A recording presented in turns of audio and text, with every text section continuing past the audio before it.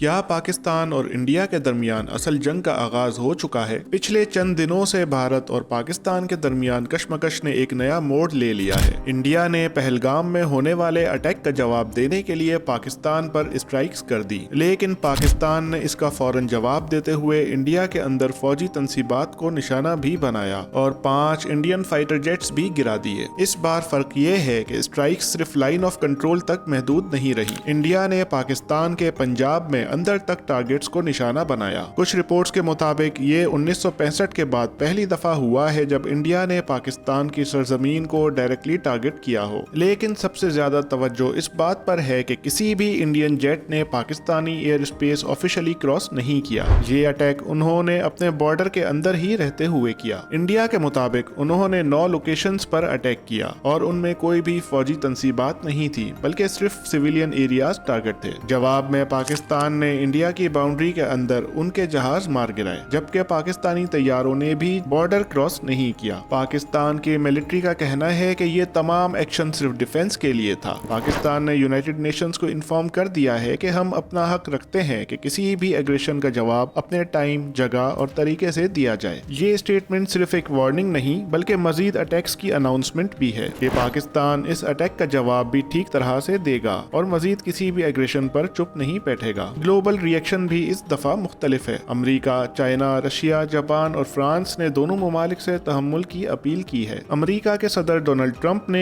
India की इस हरकत को शेमफुल करार दिया। यूनाइटेड नेशंस के सेक्रेटरी जनरल ने खुली वार्निंग दी है कि दुनिया एक और इंडो पाक वॉर अफोर्ड नहीं कर सकती। लेकिन इसराइल ने साफ अल्फाज में इंडिया के सेल्फ डिफेंस राइट की हिमायत की, जो कई लोगों के लिए सरप्राइजिंग था। जहां इंडिया ने इस अटैक को ऑपरेशन सिंदूर का नाम दिया, वहां पाकिस्तान ने इसे एक्ट ऑफ वॉर करार दिया है। पाकिस्तान का कहना है कि जितने टारगेट्स हिट हुए वो सब सिविलियन एरियाज थे, जहां किसी तरह का कोई मिलिटेंट या टेरर कैंप नहीं था। कुछ इंडियन मीडिया की रिपोर्ट्स के मुताबिक इंडिया के 3 तैयारे कश्मीर के मुख्तलिफ इलाकों में क्रैश हुए, जिनमें पायलट्स जख्मी हुए और इस वक्त हॉस्पिटल्स में हैं। इकोनॉमिक मार्केट्स भी इन हालात का असर महसूस कर रही हैं। पाकिस्तान स्टॉक एक्सचेंज में 5% तक कमी देखी गई, जबकि इंडिया के सेंसेक्स और निफ्टी ने भी दिन का आगाज लॉस के साथ किया। एयर स्पेस क्लोजर की वजह से काफी इंटरनेशनल फ्लाइट्स भी कैंसिल कर दी गई। अब सवाल ये है कि ये जंग कहां तक बढ़ेगी? क्या ये सिर्फ एक लिमिटेड ऑपरेशन था या दोनों तरफ से एक बड़ी जंग का आगाज? दोनों न्यूक्लियर पावर्स हैं और कोई भी छोटी गलती